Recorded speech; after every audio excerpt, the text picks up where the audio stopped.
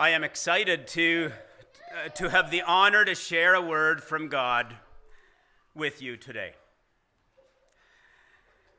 Just as we get into this, I have a question for you. I'm going to need a little bit of participation from you, nothing too scary. However, I'd like for you to stand if you know the names of your great-grandparents. If you can name who your great-grandparents are, so your grandparents' parents, stand if you know the names. Yeah, that's right. We'll go with one, if you know as many as one. All right, that brings a lot up. Okay, that's good. That's good. Now, stay standing if you know what their vocation was. If you know what they did for work, stay standing. And in this farming community, they say, I imagine a farmer.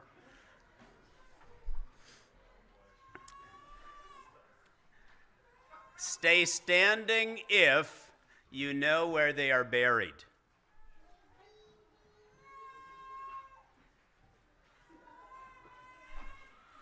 And about half of the people. That's good. That is impressive. And you may be seated. This morning, I should have had more questions. I had no idea what to expect. If people know their great-grandparents. I never knew my great-grandparents. My grandparents did. But I do know that I am Joseph's, David's, Elias, Sam's, Calvin. That's who I am. More than that, I don't really know. I remember both of my grandpas just a little bit. I'm at the tail end of this, of my generation, of my family, one of the younger ones. And so my grandpas were, I thought, old already when my memories of them. And my one grandma I never knew, and the other I did. We have memories of Elizabeth or Lizzie. Great-grandparents, I don't know. This morning, my reminder is for us that we have a moment. And I think in a close-knit Mennonite community, it is likely that more people, a greater percentage of us, know who our great-grandparents are. It is part of a legacy of which we ought to be grateful. But my message this morning is encouragement for us to take today. We have today. We are given today. You are born for this time, for this generation, for this place. This is your time. The sermon series is entitled, For Such a Time as This. 100 years from now, no one actually is going to remember what kind of house you lived in, likely. 100 years from now, no one is going to remember what kind of vehicle you drove, and for sure are not going to remember what kind of clothing you wore. We just don't remember those things because in the grand scheme, they're unimportant. And yet, we spend a lot of time thinking about these things, thinking about the accumulation of our stuff. Whether or not we are remembered it matters not that much. For the life of a believer, whether we are remembered on earth is not all that significant, but we all want to be remembered. And when I was thinking about my great-grandparents and thinking, I don't know who they are, I don't know where they are buried, it reminded me that my window's pretty small. If I am ever tempted to think that I'm kind of a big deal, reality is I'm not. My window is small, and there are billions of other people living the same generation in the same time, and millions of other people living in the same place, and I am but one. I will perhaps not be remembered after I pass away. but 100 years from now, something on earth may be different because of a decision I made today. The lives of my children may be different because of the stake I put in the ground and said, from this day forward, this is going to be different. The life of a coworker may be different because you sat with them, and their children may have a different experience because there was the employer, there was the coworker, there was the friend, there was the neighbor who sat with them. And so our time on earth is so limited, and we may not be remembered. But I'd like to just this morning remind us that our legacy will remain, and perhaps no one will know except God what is our legacy. But it's possible that life for a family, maybe for a generation, will be different because of a decision that you have made. But what is your legacy? Perhaps you're sitting here going, I don't want to hear this sermon.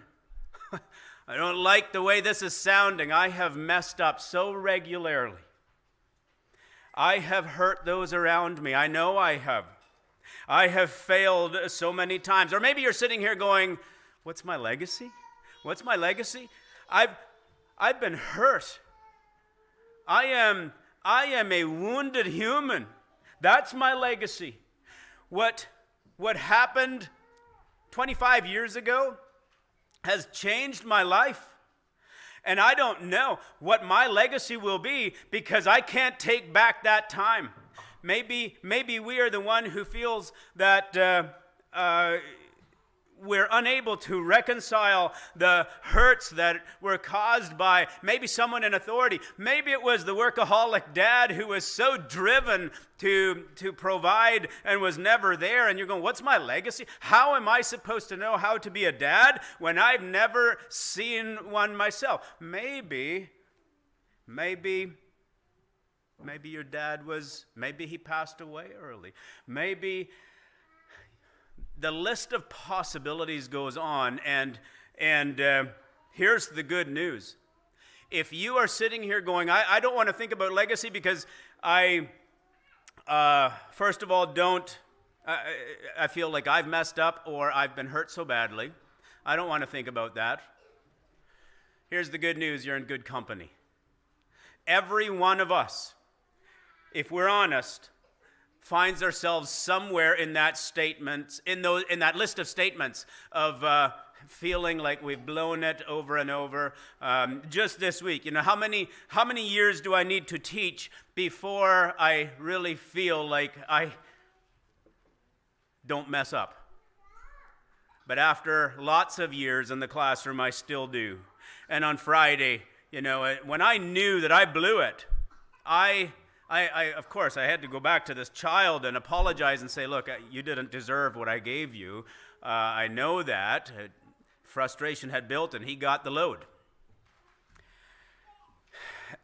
And what I thought of was, whoso offends one of these little ones?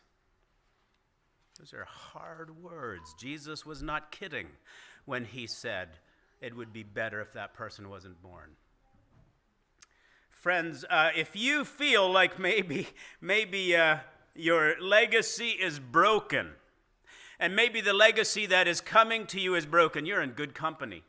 That is just the reality for most of us, and here is more good news. You're alive, and you are breathing this morning, and it doesn't matter so much where you're coming from. It matters where we're going. Today is the day of salvation, it says in Scripture, if you will hear. And so there are times in our lives where we need to drive the stake in the ground and simply say it changes now. This is where it's going to change for me going forward. Ephesians chapter 5, it reminds me of the one verse that Jeff read. For at one time you were darkness, it says. At one time you walked in darkness. But now you are light. Even if your legacy is broken, you are light. That's the way it is. We remain broken humans even after we are redeemed. And so walk, it says in Ephesians 5:8, walk as children of light. This morning, the sermon is entitled Reversing Legacies, and we've been working our way for the last couple months through the book of Esther, and I read chapter 9 a week ago, and I went, oh man, I have no idea what we're going to talk about this morning. Well, you're about to find out. Reversing legacies. Change can be hard. You know that. Changing a pattern is hard. If you have an addiction, it is not easily broken. Whatever your habit is, it is not easily broken. Here's a really simple illustration.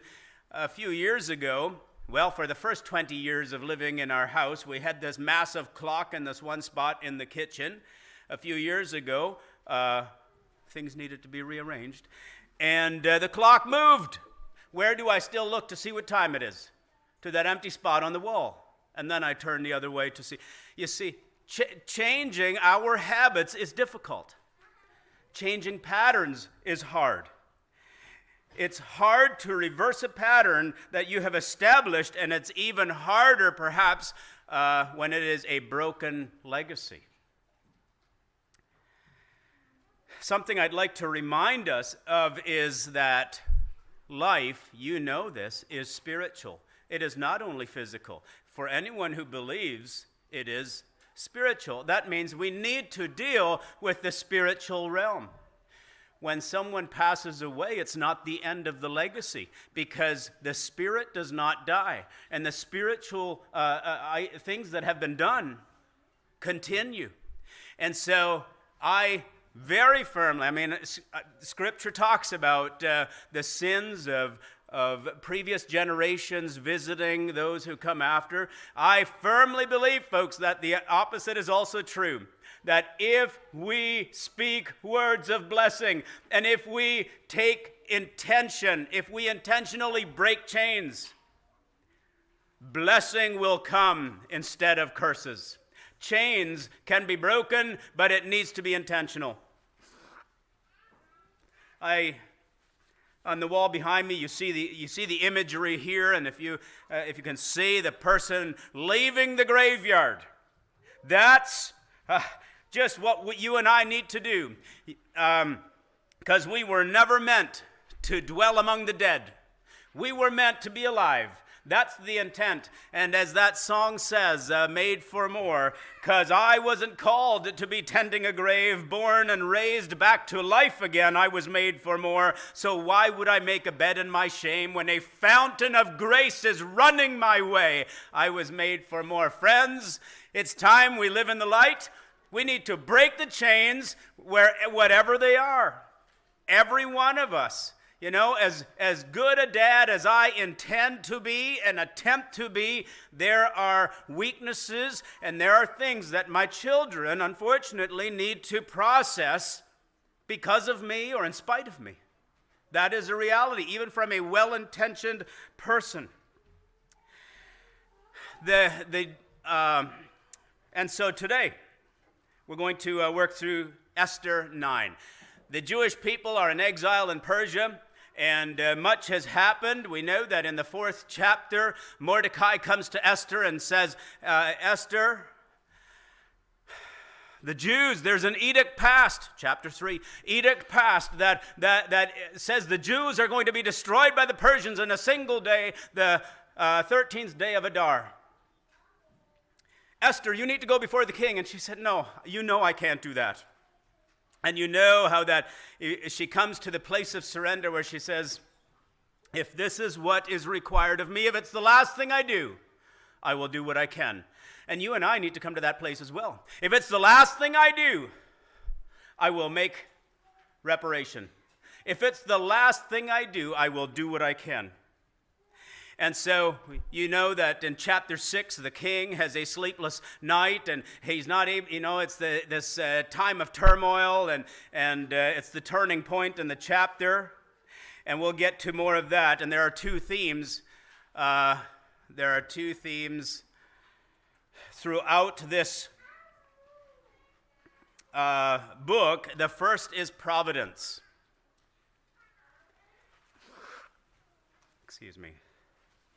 God is always at work in this book of Esther.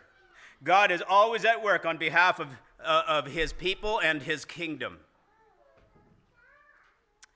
God is unnamed in the book of Esther.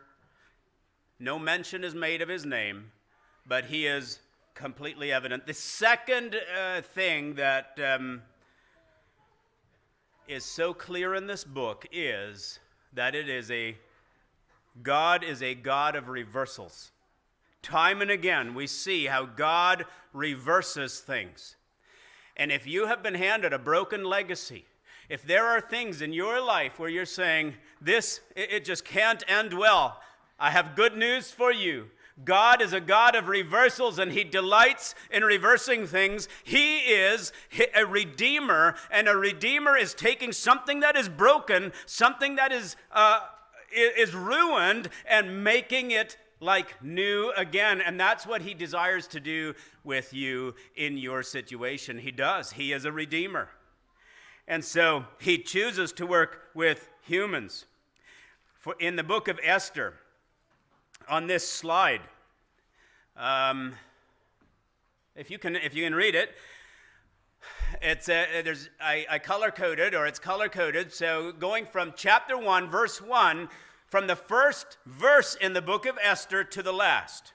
Let's just run through some of the reversals, and this is not even all of them.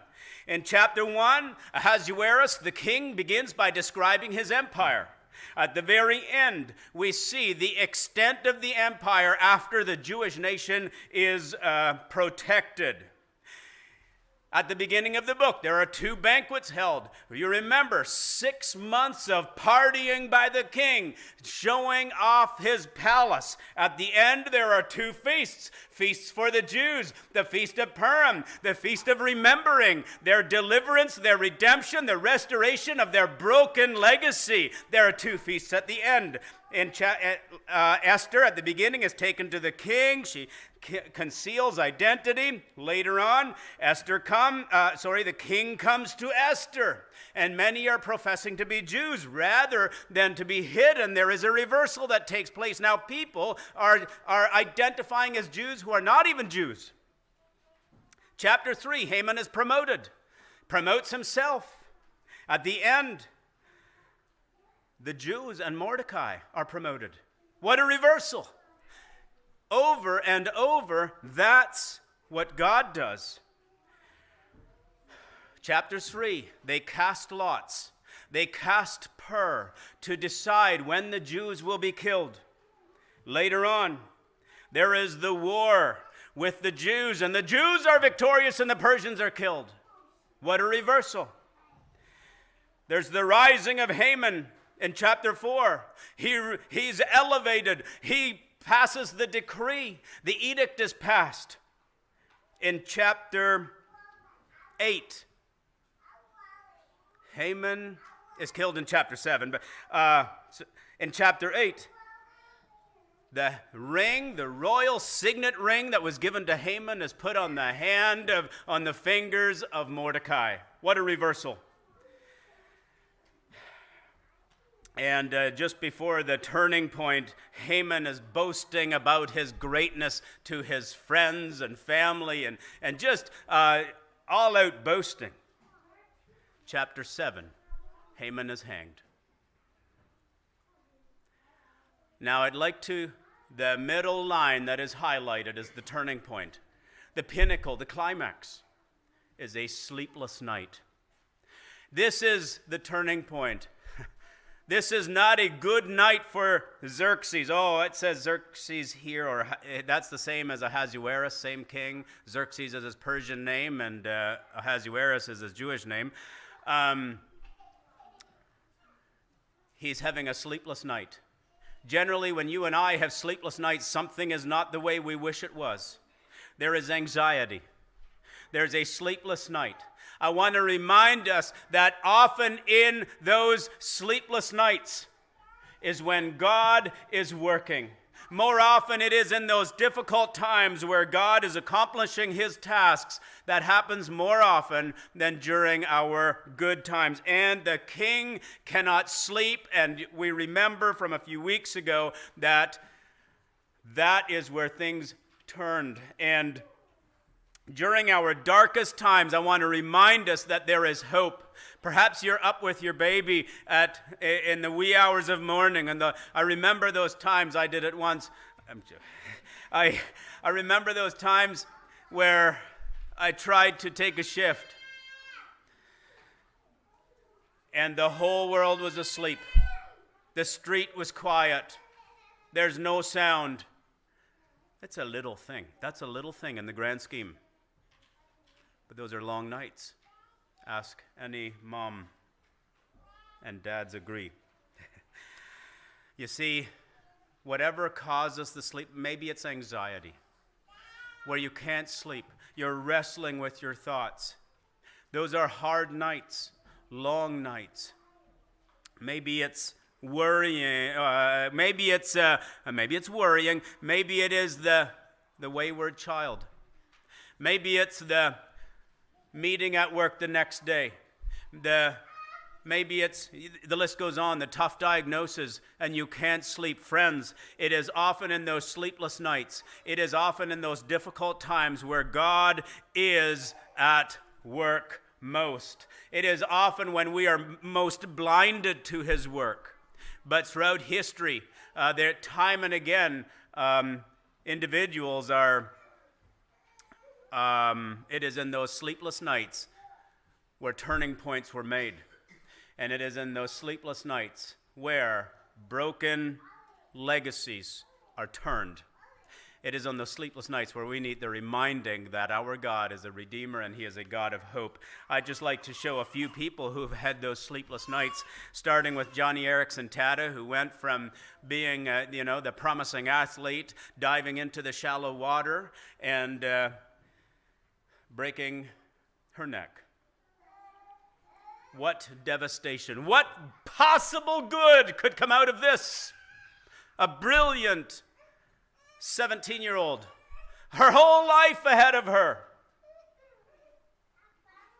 She says, I can only see a tiny fraction of what God is doing in my life, and sometimes that little fraction doesn't make sense at all. And that's how it felt on July 30th, 1967, when I made that shallow dive. And for a long time, God, what are you doing? This doesn't make sense.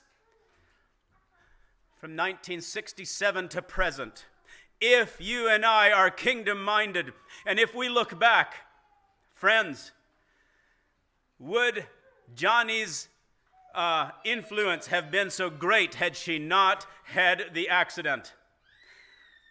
Thousands, perhaps hundreds of thousands of people have been drawn into the kingdom. If you want encouragement, look her up on YouTube and listen to her testimony. It is moving. Hundreds of thousands of people, because she put a stake in the ground at some point and said, in this night, my legacy will not be one of bitterness. This will change. She made that decision. Ron Hominiuk, an NHL player, hiking with some of the team, and a partier also. And had an accident that affected his hockey career. I think he only ever played one game professionally for the Canucks. And was hiking in the Selkirk Mountains of BC when he slipped over the edge. In fact, he fell over 2,000 feet. Why was he not killed? His friends watched in horror as he plummeted over that edge, eventually finding him and finding a weak pulse. His legs smashed, his brain injured. But those 30,000 street kids, and there it was that someone came to him and said, I'm praying for you. And of course he's saying, yeah, what good does that do? And eventually he put the stake in the ground and he said, but for me, this is changing. And some 30,000 kids in Manila, Philippines, who are the street kids, who are hated there, have found life because Ron Hominiuk is limping along the streets of Manila. And he says, often the kids laugh at him and they call him a drunk. And he said, and when he comes home, he still puts on a pair of skates. And they call him a drunk because he both sounds like one and can't skate. He's hanging onto the boards when he's skating and he can't walk. Comes home and he's skating. He said, the kids laugh at me. And I think of that, boy, little do they know. But he put a stake in the ground. Katie Davis Majors gave up the American dream because she was changed by her missions trip to Uganda. And I need to go. Nathan Barlow, medical doctor from America, promising career. He visits Ethiopia, and there he finds that there is a generation of people dying from mossy foot. And he leaves here, and he lives in Ethiopia, and he gives his entire career. In fact, when he's dying from cancer himself, he asks his family in America to send him back to his people so he can die there. He put a stake in the ground and said, but for me and my future, this will change. And finally, Doug Nichols, and oh boy, stay with me, guys. Doug, he was in high school where he spent his life partying. He was such a handful, he says that at Christmas of grade 12, the principal took him into the office and said, Doug, if you promise not to come back in January, I'll give you your diploma now. He said he might say he graduated early. He moved to Riverside, about an hour and a half away, continued his wild life. And there he, one morning, early morning, he's staggering down the hall of where he's living. With the help of the walls, he finds his apartment, and someone opens the door and says, Doug, you got to come in here. And the guy's name was Hank Jaggers. And Hank Jaggers put on a pot of coffee, and after a long night and long conversations, Doug Nichols gave his life to Christ. I have no idea what happened with Hank Jaggers, but somewhere there was a guy who had no idea what kind of legacy he was leaving either. Doug Nichols eventually, with Jaggers' encouragement, ends up at Prairie Bible College in Brandon, Manitoba. And because of his colored past and his poor grades, he did graduate, but barely. And every mission he applied to turned him down, except for one. Doug says that, what was it? Operation Mobilization. And he said they took everyone because they couldn't find people. And Doug went to India to serve. En route there, he got tuberculosis. He ends up in a hospital. I'm going to read a little bit here. And he starts coughing, and they take him to this hospital. Since he didn't have much money, and he wasn't a citizen of India, they put him into a free tuberculosis hospital. And they said to him, someone just died, we'll put you in his bed. They didn't even change the sheets. Doug, who didn't speak the local language well enough, was trying to give out gospel tracts and scripture portions to the patients. They'd tear them up, they'd throw them on the floor. And he says they didn't like me because I was a rich American taking a poor Indian's bed. Then something happened that changed everything. I woke up coughing in the middle of the night, and I saw a man trying to get out of bed. He kept trying, but he'd fall back. He was so weak. I didn't know what he was doing. I just remember he kept falling back and crying. The next morning, I found out vividly he was trying to go to the bathroom. He had soiled his bed. The stench was terrible. One of the nurses slapped him on the head as she came to change his sheets. Others were upset too. So the next night, I woke up again. He was coughing. And I saw he was trying to get out of bed. And I thought of every reason why I should not get involved in this, but I knew what God was telling me to do. And I went over, and I picked him up. He was just skin and bones. I carried him to the bathroom. It was just a hole in the floor. And I held him up until he was finished. And I carried him back, and I laid him on his bed, and he kissed my cheek. That morning, another patient woke me with a steaming cup of tea. Pardon me. He motioned with his hands, and he wanted one of those gospel booklets. I was so excited, I almost fell out of my bed. That whole day, patients were coming, taking who had heard about me taking this man to the bathroom, and they kept coming and asking for booklets. A week later, an Indian evangelist visited, and he talked with the other patients, and he found that several of them had put their faith in Christ as a result of the literature. What did it take to reach them? Knowing the language? No. Speaking persuasively? No. I simply took a man to the bathroom. Anyone could have done it. Most of us wouldn't have. Did he waste his life?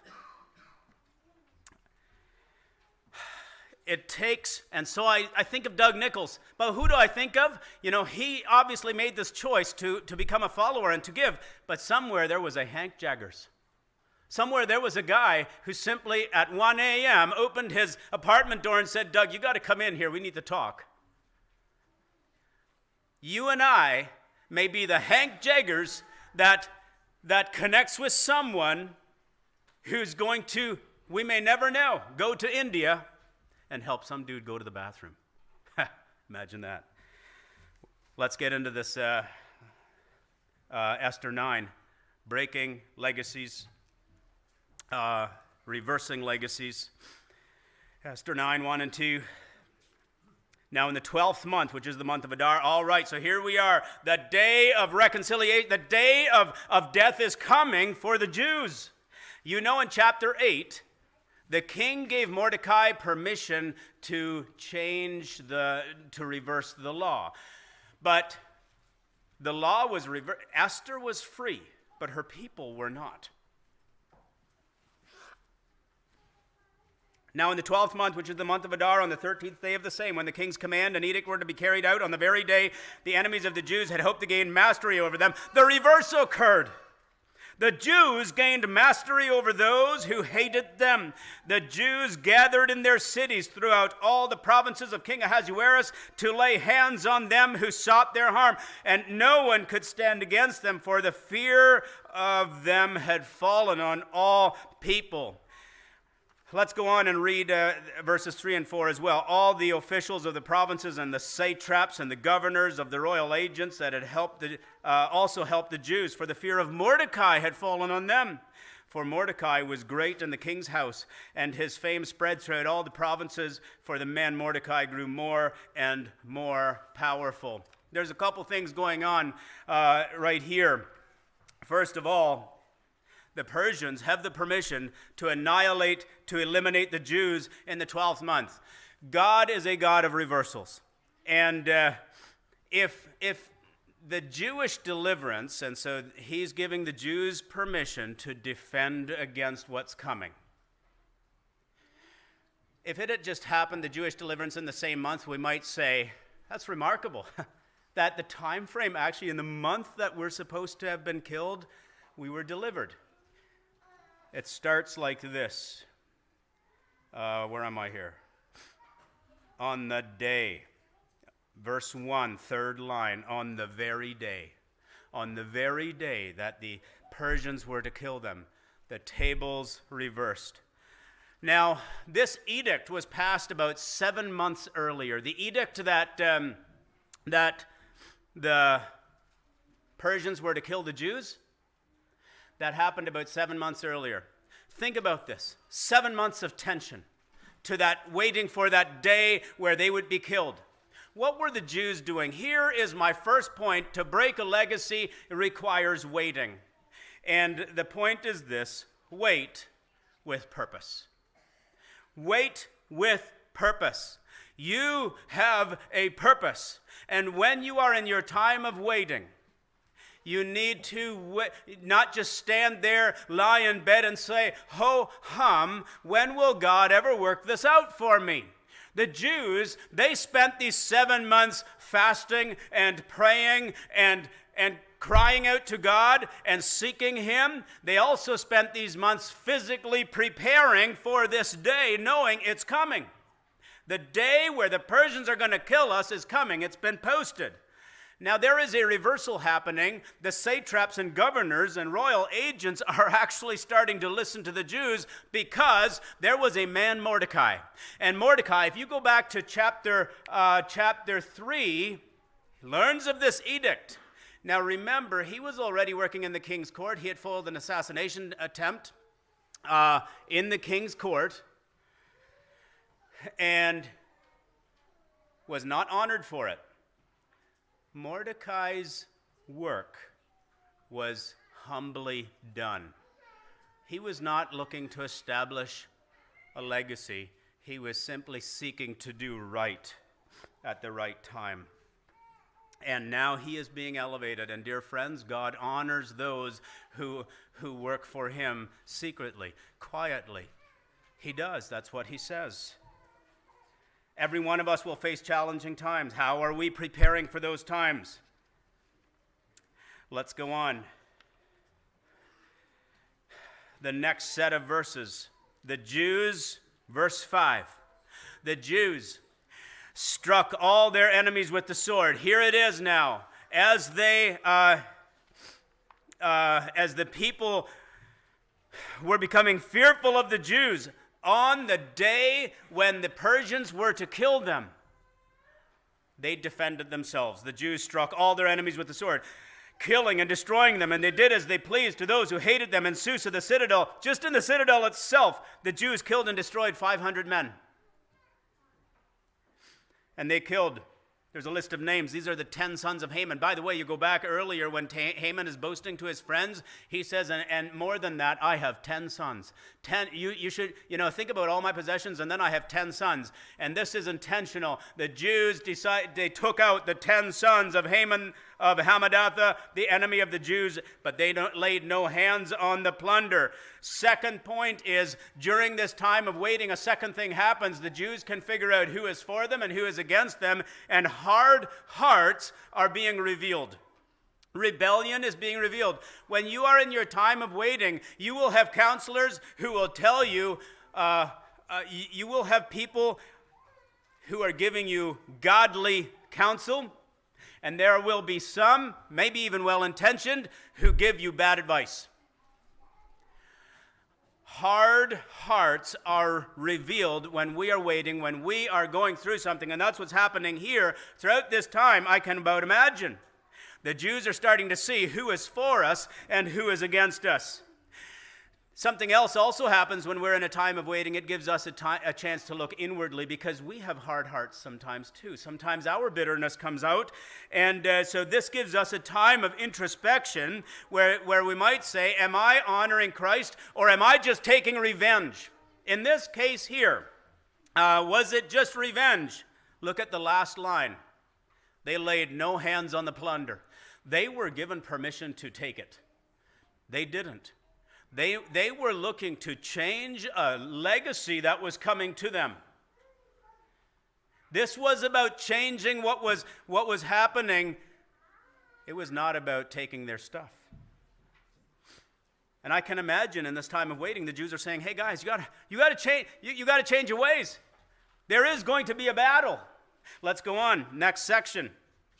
And now the king, the very day, so 13th of Adar, the very day where those in Susa, the citadel, the number of those killed in the Susa, the citadel, were reported to the king. The king said to Queen Esther, "Queen, honey, in Susa, the citadel, the Jews have killed and destroyed 500 men, and also the 10 sons of Haman. What then have they done in the rest of the provinces?" This was only in one of 127 provinces. Then he says something more. He says, "What is your wish?" Up until now, there was a limitation on when the king said to Esther, "What is your wish?" It was always, "I will give you up to half the kingdom." This time, he doesn't say it. This time, "What is your request? I will give it." And Esther said this, "I'd like one more day. I'd like permission to finish tomorrow what we started today." "What is your wish?" And Esther said, "If it please the king, let the Jews who are in Susa be allowed tomorrow also to do according to this day's edict." I'd like to finish tomorrow what we started today. If you are repairing a legacy, if you are establishing a new legacy, there is waiting, there's an intentional decision that needs to happen, and then it takes time. It does. I'd like another day. And I would like the 10 bodies, the 10 sons, to be strung up on a gallows. I want people to see that things are changing going forward. We might be tempted to say, well, whoa, Jews, you're going a little overboard here. Imagine this, World War II, we only take out Hitler. He has done all of his indoctrination. He has, the anti-Semitism is deeply planted. They only take out Hitler. That doesn't change what's going on. It doesn't change the legacy. The entire more needed to be changed. And I think that's what's happening right here. I want the 10 sons to be strung up so people can see things are actually going to be different going forward. For you and I, it is the same. And so they were given one more day.